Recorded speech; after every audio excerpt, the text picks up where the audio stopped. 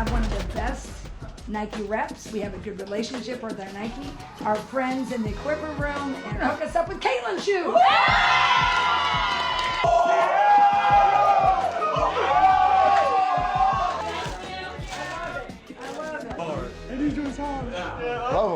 Love him.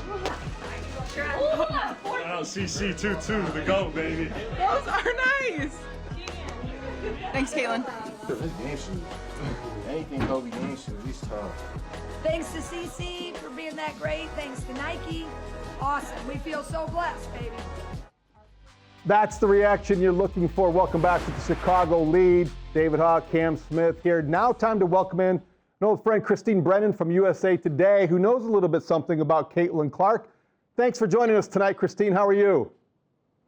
Well, I'm great, David and Cam. Great to be with you. Thanks so much for having me. So your book, On Her Game, Caitlin Clark and the Revolution in Women's Sports, has jumped to #2 on the New York Times bestseller list. It has been a huge success already. Christine, let's start there. What kind of feedback have you been getting? What people like the most about going behind the scenes and just the way that you put everything together? You know, David, I've never been more loved in my life than I was when I was talking about Caitlin Clark a week ago in Iowa City with Jan Jensen, who you saw there holding the shoes at the end, and 𝗦𝗶𝗶 𝗟𝗶, about 400 people in Carver Hawkeye. And, you know, that's the group that loves Caitlin and the Hawkeyes the most. You know, what's really been interesting to me, the guys who've come up to me, I've been doing book signings all over the Midwest and even in the East, in Washington and Maryland, men who come up to me and say this. I mean, the quote is verbatim almost everywhere with this kind of guy. I never watched women's basketball, they say. I never cared about women's basketball. I thought it wasn't a great game. They were below the rim. There, you know, a lot of jump balls. It just wasn't, you know, pleasant to watch or look at. And these are the guys now that have the 22 jerseys, and they wear them not only to the game, but to the grocery store and to the gas station.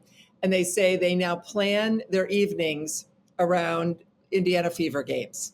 And this is like one or two guys every book signing. And I'm sure there are many more that just don't say it as we stand, as I sign and we chat for a minute.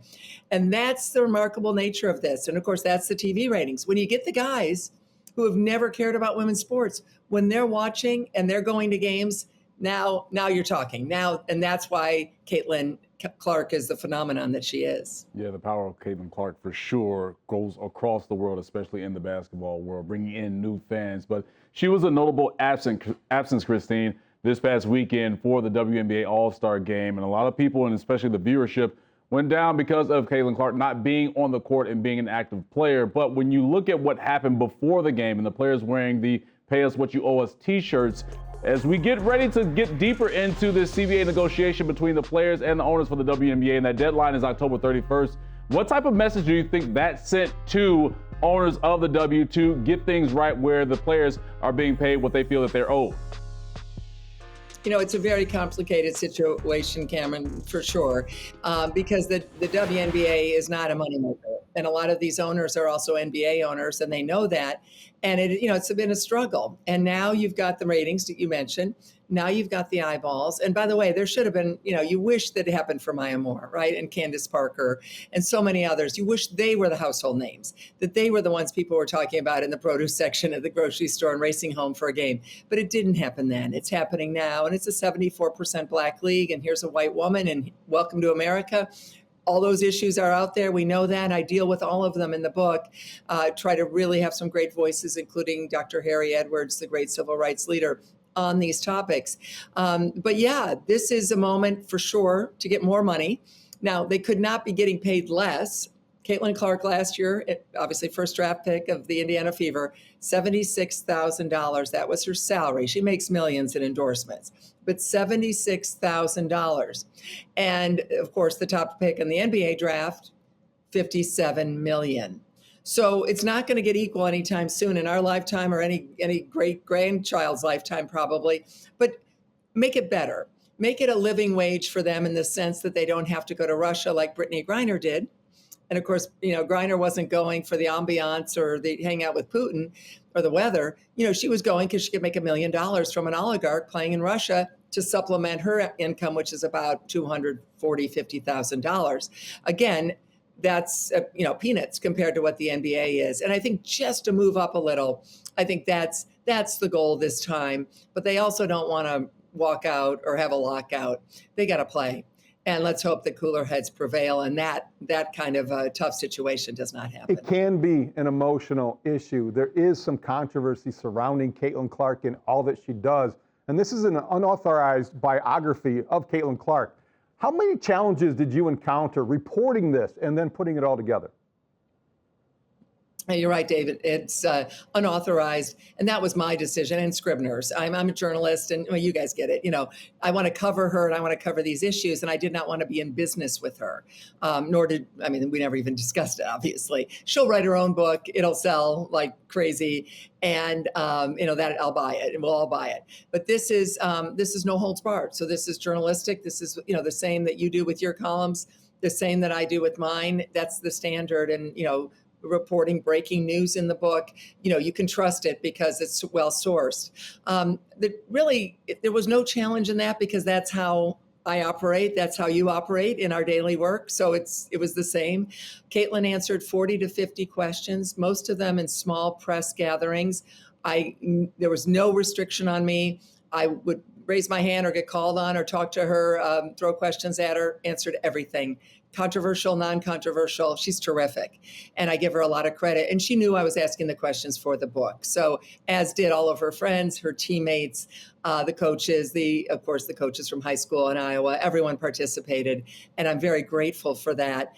And as I said, yeah, it's unauthorized. I'm glad it is. I think the reader is glad it is because you can get that view of the journalist and all the issues that probably Caitlin could not go into in her own book. Well, I go into those in this book. Yeah, more insight into the world of Caitlin Clark. And the Indiana Fever will be here in Chicago on Sunday to face off against the Chicago Sky once again at the United Center. Now, I know, Christine, when the WNBA decided to help things out and try and grow that audience to get more fans into the building by switching the game from Wintrust Arena, which seats about 10,000, to the United Center, which can seat over 20,000. They knew that and had in mind that Caitlin Clark was going to be on the floor, but she may not play in this game once again and may miss the second game of this matchup between these two teams. So when you look at that dynamic between Caitlin Clark and Angel Reese, we know that that is a fire starter when you put those two names in the same sentence. How do you describe that dynamic? Is it a rivalry to you with these two players? Well, that's a question, right? We all talk about it. Angel and Caitlin, Caitlin, Angel. And it goes back to LSU, Iowa, that national championship game. LSU won, Angel won, of course. She's the national champ, and Caitlin is not. But they do play different positions, and both of them have talked about it. And I have quotes from both in the book about their relationship, about the Rookie of the Year battle last year. Remember how that was going on for a while until Caitlin clearly pulled ahead. Indiana made the playoffs. Chicago kind of fell apart there at the end. But Angel's 6'3", Caitlin's 6 feet tall. Angel's under the basket. She's rebounding. She is such a force. And Caitlin Clark is so appreciative of what Angel does. As she says, what a motor that Angel has. I mean, Angel is relentless, and Caitlin Clark is incredibly appreciative of that. The way she plays, the way she rebounds, the way she gets the ball back to her teammates, or she goes up for the shot. It's fun to watch, and as I said, Caitlin is excited about that, and of course was really thrilled to be able to finally have an assist to Angel when they played together in the All-Star game last year. And then likewise, Angel appreciates Caitlin, absolutely. I think it's a good, healthy rivalry. Obviously, the media, we want to play it up. It's a good story, and it's great for the game, really. What's bad for the game, as we all know, is all the racial overtones, all the hatred, and the cesspool that is X, right? Twitter. It's, women get it worse than men. Black women get it worse by far. So that, we wish that didn't exist. All the racial components that, are kind of thrust upon the Caitlin and Angel rivalry. Again, a rivalry that really isn't, but because they have been linked going all the way back to AAU basketball. And then, of course, Angel played at Maryland for 2 years before LSU. So they played against each other in the Big Ten. So they go back a long way. And there's a healthy respect for sure between the two. And let's hope that all the fans have the same healthy respect for both of them. Enjoy your appearance Thursday night in 𝗦𝗏𝗀 at the bookstall, the pride of Northwestern. Thank you for joining us, Christine Brennan. Thank you, guys. Really appreciate it. Take care.